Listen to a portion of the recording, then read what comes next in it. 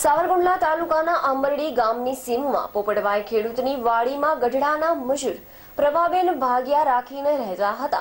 બપોરના સુમારે એક હવસખોર શખ્સે તેમની ઝૂંપડીમાં આવીને મોઢુને ગળું દબાવીને હવસ સંતોષવાનો પ્રયત્ન કરતા પ્રભાબેને હિંમતપૂર્વક સામનો કરી શખ્સની આંગળી કરડતા શખ્સ તૂટેલી આંગળી સાથે નાસી છૂટ્યો હતો।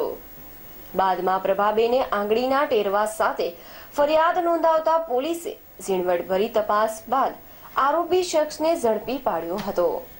મહિલાએ ફરિયાદ કરતા સાવરકુંડલા તાલુકાના અન્ય વિસ્તારોમાં પણ આવી જ ઘટનાઓ બની હોવાનું પોલીસને ધ્યાનમાં આવતા પોલીસે વધુ ચક્રો ગતિમાન કર્યા છે।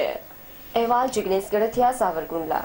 આખી ઘટના હું બની વાત કરજો ને બેન। મારું નામ પ્રભાબેન છે, આંબળીની સીમમાં રહી છે।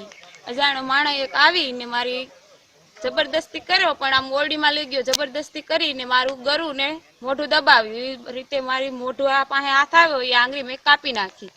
મને ધક્કો મારીને બહારથી દરવાજો બંધ કરીને વયો ગયો। પછી કોક દરવાજો ખોલે તો હું નીકળું, પછી તો બહારની વાડીએ ઘણા માણસ હતા, કોઈ મને હોકારો ન દીધો।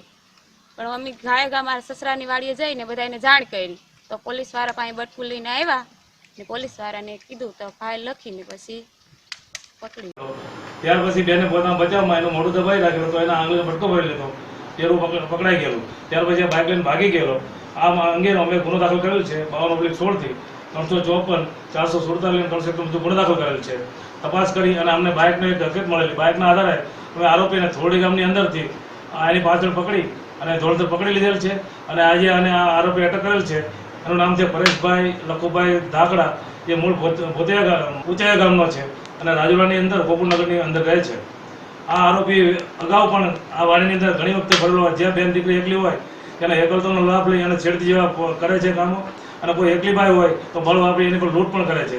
આરોપી ખૂબ જ રીઢો અને ગુનેગાર છે અને આજે અમે મામલતદાર સાહેબ રૂબરૂ એની ઓળખપટ્ટી કરવાના છીએ અને ઓળખપટ્ટી થયા પછી એને અટક કરવાની છે, આગળની કાર્યવાહી ચાલુ છે।